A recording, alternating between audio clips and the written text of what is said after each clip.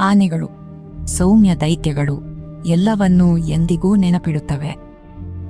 ಒಂದು ಪುಟ್ಟ ಆನೆ ಮರಿ ತನ್ನ ಕಣ್ಣುಗಳನ್ನು ತೆರೆದ ಕ್ಷಣದಿಂದ ಅದರ ಮನಸ್ಸು ದಾರಿಗಳು, ಮುಖಗಳು ಮತ್ತು ಧ್ವನಿಗಳನ್ನು ಸಂಗ್ರಹಿಸಲು ಪ್ರಾರಂಭಿಸುತ್ತದೆ.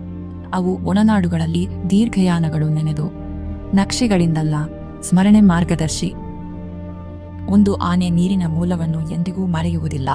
ಅದೆಷ್ಟೇ ವರ್ಷಗಳ ಮೌನ ಮತ್ತು ಧೂಳಿನ ನಂತರವೂ ದಶಕಗಳ ಬಳಿಕ ಮನುಷ್ಯ ಮುಖ, ಧ್ವನಿ ಗುರುತಿಸುತ್ತವೆ. ಅವರ ನೆನಪು ಹಿಂಡನ್ನು ಉಳಿಸಿ ಮರಿಗಳಿಗೆ ಸುರಕ್ಷಿತ ಸ್ಥಳ ಕಲಿಸುತ್ತದೆ.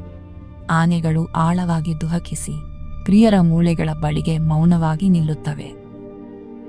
ಅವರು ಮೃದುವಾಗಿ, ನಿಶ್ಚಲತೆ ಸ್ಪರ್ಶ ಮೌನದಲ್ಲೇ ದುಹಕಿಸುತ್ತಾರೆ.